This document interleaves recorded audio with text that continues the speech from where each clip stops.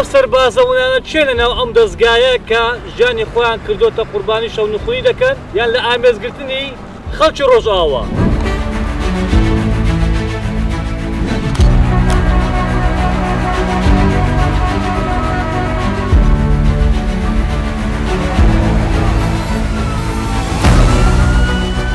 يعني اف ملت گیج تنگای دی مبری خدایی که مبری خدایی مسعودی برزای مخاطبین وان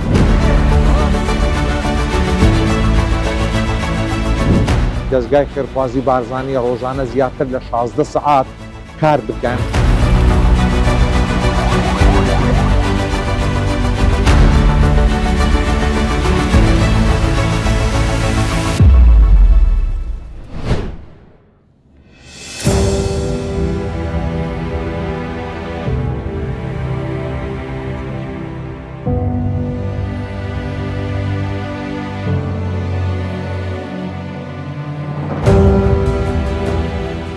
ئەمڕۆ لە کوردستان 24 هاتوینەتە کوێ؟ هاتێتە دەروازەی نێودەوڵەتی پێشخابوون. ئەمە کۆتا ڕێگەیە، کۆتا شوێن، کۆتا دەروازە و سنوورە کە لە هەرێمی کوردستان دەمانێت بپەڕینەوە بۆ ڕۆژئاوا. ئەمە لای دڵی هەموو کوردێک یەک پارچەیە. ئێمە دەمانەوێت لەگەڵ دەستگای بارزانی و ڕۆلی حکوومەتی هەرێمی کوردستان دەمانەوێت بزانین چیان کردووە بۆ لە باوەشکردنی یان لە ئامێزگرتنی خەڵکی ڕۆژئاوا چۆن خزمەتیان دەکەن. ئەو سەربازەونانە چێ لەناو ئەم دەستگایە کە ژیانی خۆیان کردوتە قوربانی شەو نخوونی دەکەن بۆ ئەوەی خەڵک لە توێنێتی و برسێتی و لەو نەهامەتیە دەستگاکەن دەرباز بکەن. ئەوەی کە گرینگە پەیامی سەرۆک بارزانی ئەوەیە دەبێت یەک دەنجیرێک ڕەنجی و هاوکاریکردن و پشتگیریکردنی هەموو کوردێک لە هەموو شوێنێک لەم دۆخە گرینگە. با بزانین لێرە چی دەکرێت.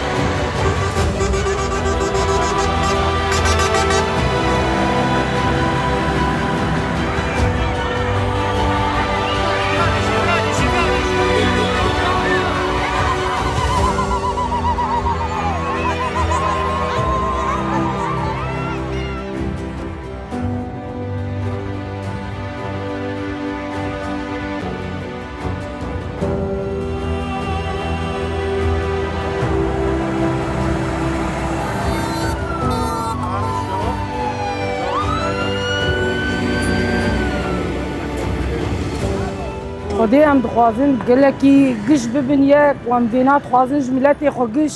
و هم گش ببین یک و کیف هم گش آتی و اف ملت گش به هفر رابن کار بکن به هفر دستی خو بکن یک و هم گش به هفر کار بکن. يعني اف ملت گش تنگای دی مبری خدایی که مبری خدایی مسعودی برزای مخاطبین وان ام رجا کی جوانت کنگو او بمف بین ملتی وان بمف بین شعبا وان گش بمف رابن تقصیر نکرن جمره حیا انا جي گش بمرانه دبي هم قش هيك فعلا هم قش بون هيك.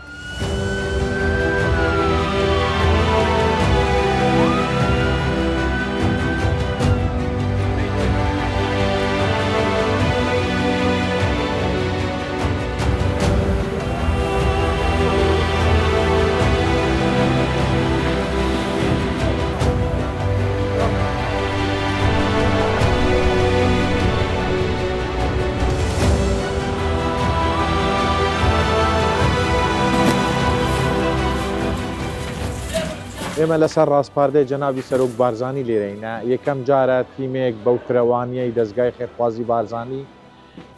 لە دەرەوەی هەرێمی کوردستان ئیش و کارەکانی خۆی ئەنجام دەدا. هەوڵمانداوە بە پلانێکی ڕێک و پێک سەرپەرشتی ئەو ڕەوشە بکەین کە ئێستا لە ڕۆژئاوای کوردستان هەیە. ڕۆژانە 12 تیمی ئێمە بۆ گەیاندنی هاوکاریەکان دەردەچن لە پاکێجەکانی ئێمەدا کە پاکێجی جۆرا و جۆرە زیاتر لە 22 مادە ڕۆژانە پێشکەش بە ئەو ماڵباتانە دەکرێت چه ئەوانەی لە ناو مزگەوتەکان چه ئەوانەی لە ناو مەدرسەکاندا جیان کرایتەوە. پرۆژەمان هەیە کە دیسان لەکردنەوەی کەمپ و لە سەردانی ماڵ بە ماڵیش و کولتوری جوانی کوردەواری وایە کە کارەساتێکی وار و لە خەڵکی ئێمە دەکات خەڵک نەک تەنها ماڵەکانی بەڵکو دڵی خۆشیان بۆ دەکاتەوە. بۆیەشە ئێستا لە بەشێکی زۆری ماڵەکانی دانیشتوانی شار و شارۆچکەکانی ڕۆژئاوای کوردستان ئاوارەی تێدایە.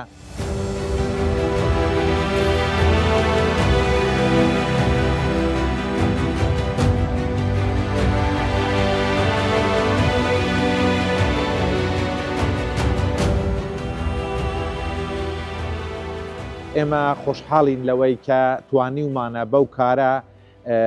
دڵی خەڵکی خۆمان لەو ڕەوشەی کە تێککەوتونە ئەو بارە نەخۆشەی کە تێککەوتونە تا حدێک شاد بکەین. ئێمە ڕۆژانە بە تایبەتیش کە کاروانی هاوکاریەکانی ئێمە دەگەنە ئۆفیسی سەرەکی ئێمە لە قامشل و خۆشی خەڵک دەبێنن تەنها بەداخەوە بە تەقەش کە ئەمە لەوانەیە دیاردەیەکی خۆش نەبێ بە دڵی ئێمە نەبێ بەڵام هەستی خۆیان دەردەبڕن. واتە دەتوانم ئەوە بڵێم جگەلەوەی کە ئێمە بەدەستێکی پڕ لێرەینە ئەویش بە پشتیوانی خەڵکی هەرێمی کوردستان کە سوپاسیان دەکەین. بەڕاستی ئێمە بەردەوام ئەوەمان دووپات کردوتەوە کە دەستیان ماش دەکەین، چاویان ماش دەکەین. نمونەیەکیان پێشکەش کردووە کە ڕۆژانە ئەو حەماسەتەی لە لای ئەوانەوەیە بۆ بەخشین هێز دەداتە بە ئێمە کە وای کردووە کە کارمەندانی دەستگای خێرخوازی بارزانانی ڕۆژانە زیاتر لە 16 سعات کار بکەن بۆ ئەوەی بتوانن ئەو ڕەوشەی کە لێرە هەیە بە ماڵە ئاوارەکان ڕابگەن، خزمەتیان بکەن، خزمەت گوزاریان پێشکەش بکەین.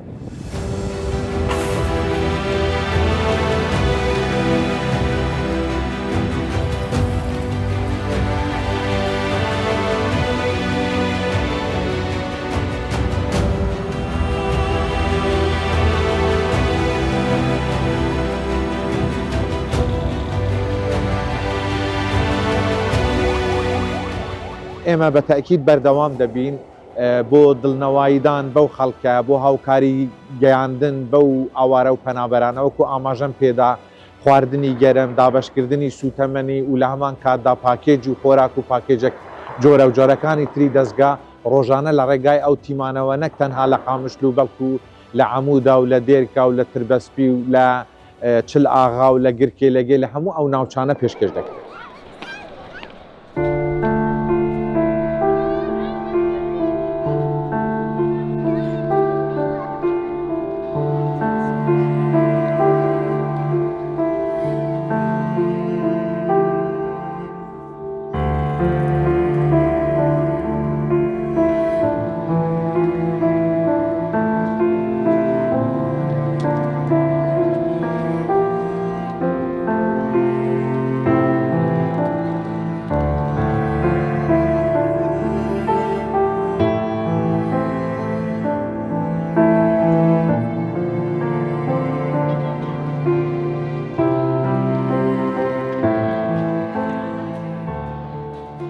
لێرە تیمە تەندروستیەکانی دەستگای خێرخوازی بارزانانی تەوزیع بووین. ئەوە نقطەی یەکەمە.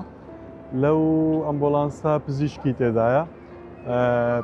پزیشکی گشتی کە نەخۆشەکان دەبینن و دەرمانی پێویستیان بۆ دەنووسن و دوای ئەوەی کە پشکنینیان بۆ کرا و دەرمانیان بۆ نووسرا دەچن ئەمبۆلانسی دووەم کە وەکو دەرمانخانە وەکو سەیدەلیە بەکاردێت و لەوێ دەرمانی پێویستیان پێ دەدرێت و دوای ئەوەی کە پێیان دەدرێت دووبارە پزیشک دەبینەوە بۆ چەکردنەوەی تەواوی دەرمانەکان و دۆزەکەی و لە هەمان وەقت شیری زارۆکیش شیری منداڵیشمان هەیە کە لێرە دوای ئەوەی پزیشکەکان منداڵەکە دەبینن لێرە شیری خۆی ئیستلام دەکات و ئێمە سێ نقطەی ترمان هەیە، سێ لۆکیشنی تر کە دەچین ئامادەیان دەکەین و دەست بە کاری پزیشکی و گەیاندنی هاریکاری پزیشکی دەکەین لە ڕۆژاوای کوردستان.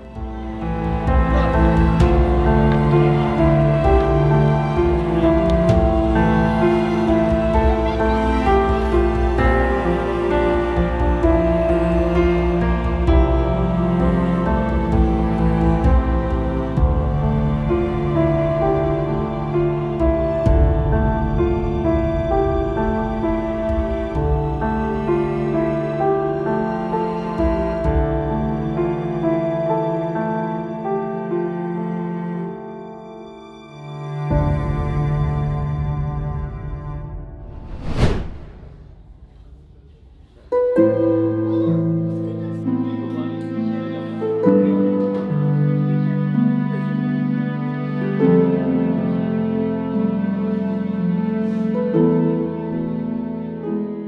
لە کوردستان بیوسار کە هاتنە قامشلۆ هاتنە ترپەسپی لێرە لە قوتابخانەیەکین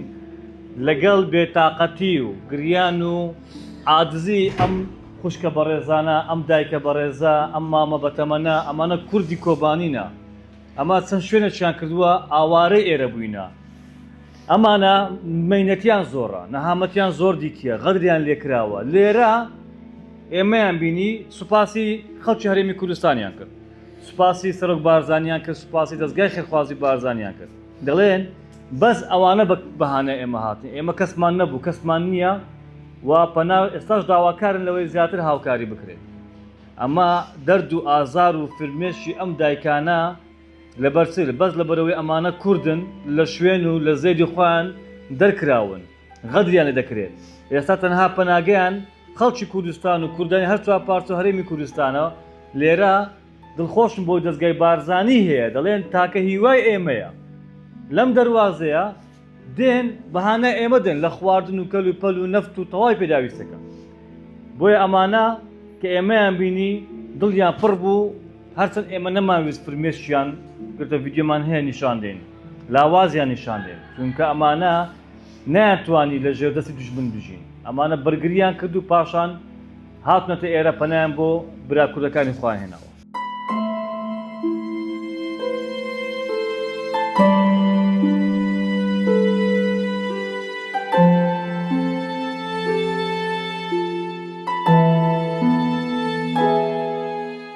متديني نستا باشا سر چابا سر چابا دي ساغبي ان شاء الله خدمت او دانيا سر سلام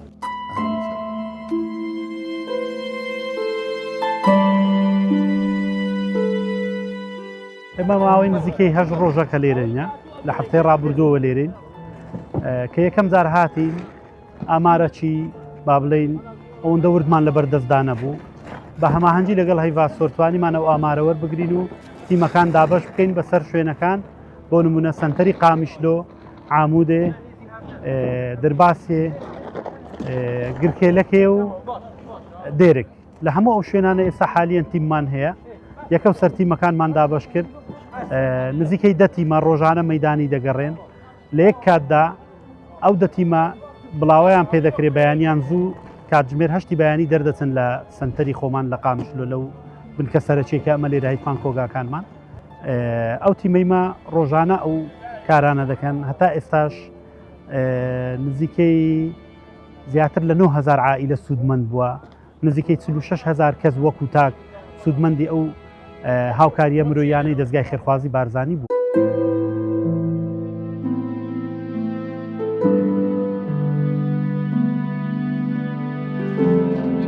لێرە ڕاداست پێ بکە کاکاگیری لێرە ڕاداست پێ بکەینەوە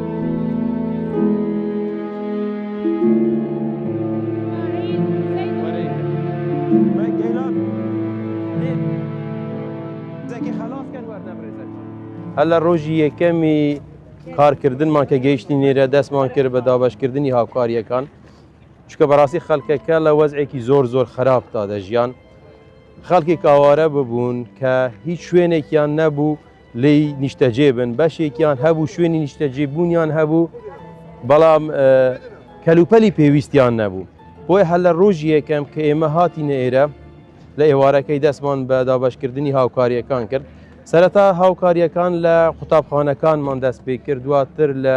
مزگەوتەکان بە حکمیەوەی کە ئەو خێزانانەمان دیت لە وەزعێکی زۆر خراپتا بوون مناڵمان دیت هەموو چوبوونە بن بەتانی کە شتێک نەبوو بەتانیەکی زۆر بێسەروبەر کە لەگە خۆی نابوو بچنە شتێک نەبوو خۆیان پێگەرم بکەنەوە بۆیە ئێمە هەراو کاتەدا درەنگانی وەختیش بوو پەیوەندیمان بە ڕێسەرۆکی دەستگای خێرخوازی بارزانیەوە کرد کە بەڕاستی ئێرە حاڵەتێکی زۆر زەرورترە بۆیە هەر ئەو کات بەڕێزیان بۆ تقریبا نزیک 11 شەو هەموو پێداویستیەکانی خۆراکی گەرم جلوبەرێک دۆشک بەتانی هەموو ئەوانەی کە پێویست بوو بۆ خێزانێک وەکو حاڵەتێکی ئەمەرجەنسی لە ناویدا ببێنەوە بۆمانمان دابین کرد.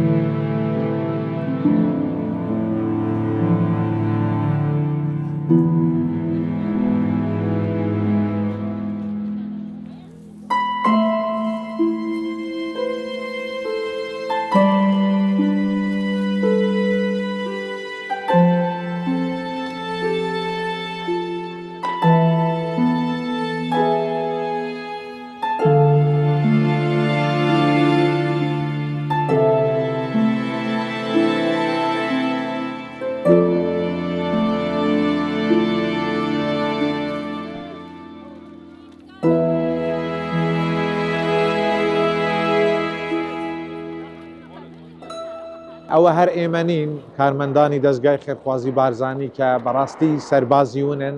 زۆر جارگیانیان دەکەوێتە مەترسیەوە هەموو ئەو خۆبەخشانەی لەگەڵ ئێمەش کار دەکەن ئەوە کاری ئێمە نییە بە تەنها کاری خەڵکی کوردستانە کە وای لە ئێمە کردووە ئێمە سنوورەکان نەناسین لە هەر شوێنێک مرۆڤاتی پێویستی بە ئێمە بێت ئێمە خۆمان پێدەگەینین ئەگەر ڕێگامان بدرێت بۆی خزمەتی ئەو خەڵکە خۆشەویستە بکەین.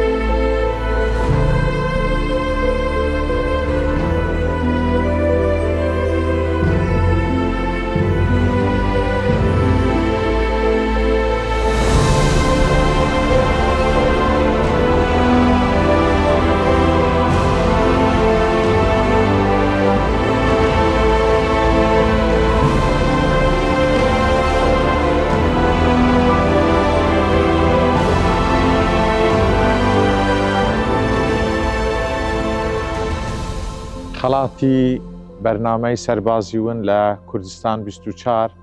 پێشکەش بە سەربازەونەکانی دەستگای خێرخوازی بارزانی کە لە هەموو کارە ساتەکاندا لە خۆشی و نەخۆشی لە تەک خەڵکی خۆیانن ئێوە کە نوێنەری تەواوی کارمەندانی دەستگای خێرخوازی بارزانی بەڕێزەوە لە جیاتی هەمووان ئەو خەڵاتە بەهادارە وەردەگرن سوپاسیان دەکەین و سوپاسی ئێوەش دەکەین کە لە هەموو ئەو بۆنانەدا گیانی خۆتان خرتۆتە مەترسی لە پێناو گەیاندنی پەیامی مرۆڤی و بەرسڕاگرتنی ناوی پیرۆزی بارزانیە. پیرۆزە.